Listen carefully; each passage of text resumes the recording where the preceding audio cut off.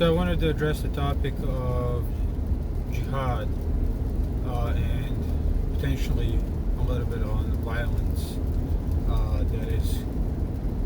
that many people claim it is in the Quran. So basically, jihad is very distinct from the word qital, which so jihad means to struggle, where qital actually means conflict, fighting. So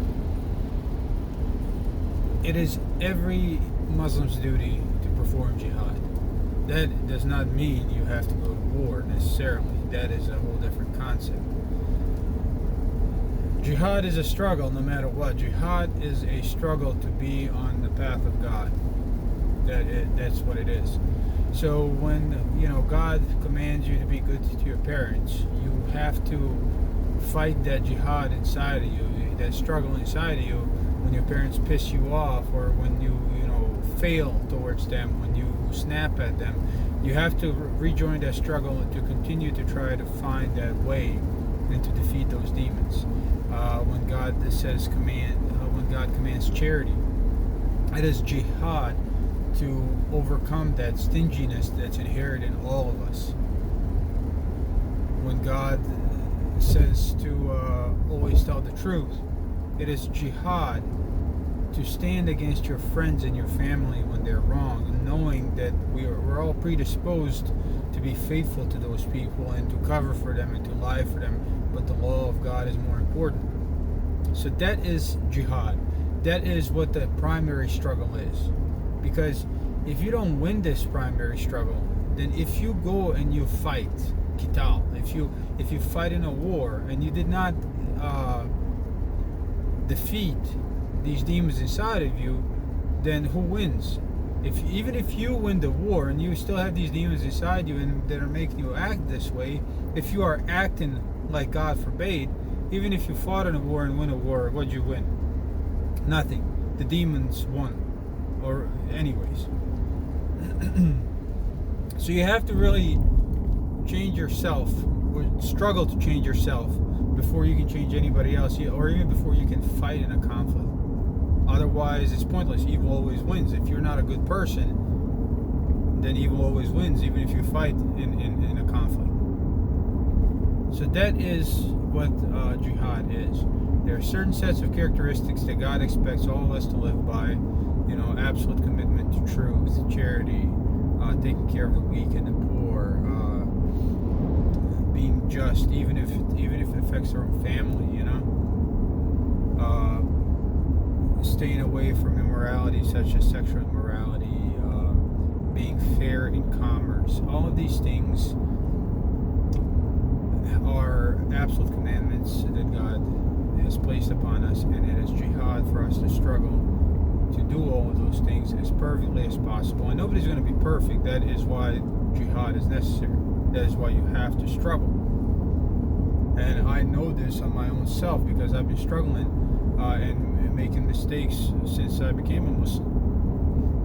And when I say became a Muslim, I mean for 8 years I have been trying to follow the Quran as much as possible. And I have had several struggles myself, several failures myself. I have issues with my temper. These things are not easy to control. So you have to fight the jihad. And I don't mean fight physically, I mean you have to struggle to become that person. When you become that person, then you can fight in wars. And wars are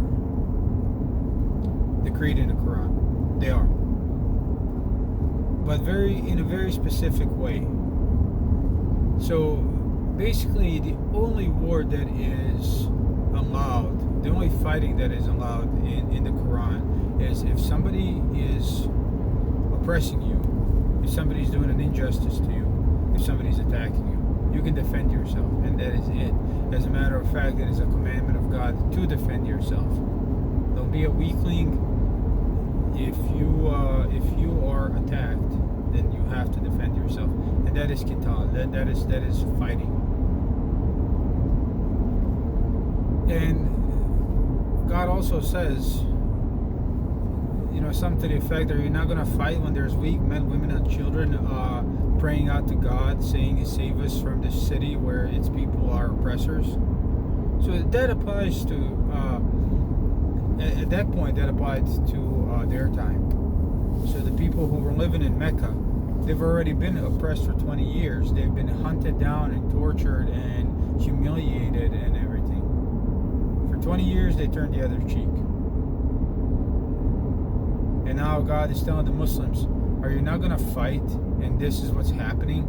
So this is a lesson that is applicable in our own time. There are people who are oppressed, that are praying to God. That is how desperate they are. And Muslims should fight to save those people, as long as it's legit oppression. If somebody wants to gain some territory or gain some, whatever, then it's not legit. And even a struggle for political power is not legit. That is what ruined the whole religion from the beginning. When the Umayyads and the Abbasid Caliphates, all they did is struggle for political power. They weren't Muslims, really. They just wanted to rule shit. Excuse my language. But God says in the Quran that to be careful and not to say to the one who offers you peace, you are not a believer. And then God says, do you seek the goods of this world? So that's a very deep statement, especially in light of what self-professed Muslims do these days. They basically, whenever it suits them politically, they just declare the other side disbelievers, and then they feel justified in killing them and doing all kinds of atrocities on them, and which is not right. So that's been addressed in the Quran. So whatever these people are doing, what they have historically done, is not right.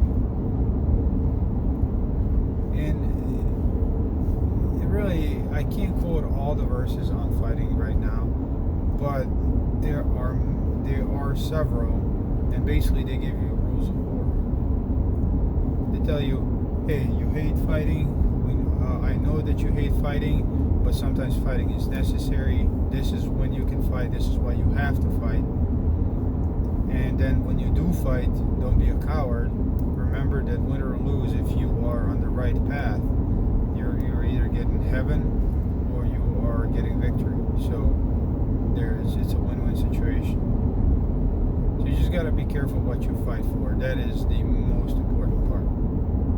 If you follow a leader that is corrupt, if you follow a leader that is racist, if you follow a leader or a government that has started a war for a reason other than self-defense, then you're going to hell just like they are. So it is absolutely paramount for one to understand what our right reason to go to war is and what it isn't. And that can be sometimes very difficult to understand, because we conflate religion with nationalism, and are as such very predisposed to errors of judgment. So just be careful. But the more important part is the jihad. It is the internal struggle, because if you do not win that internal struggle, no matter what you do, if you fight on a battlefield, no matter what you do, if you fail that internal struggle, then you are behaving like God forbade, which is the devil. The characteristic of the devil is that he behaves in a way that God hates, that God forbade that behavior. So that's the characteristic of the devil. And if you embody that, I'm not saying that, the occasional mistakes where then you just get up and start struggling again. I'm saying once you allow some of these behaviors to become a pattern of your life, then no matter what you do, even on a battlefield, even if you win on a battlefield, the devil wins because of your pattern of behavior. And that's really it. So that internal struggle is so much important.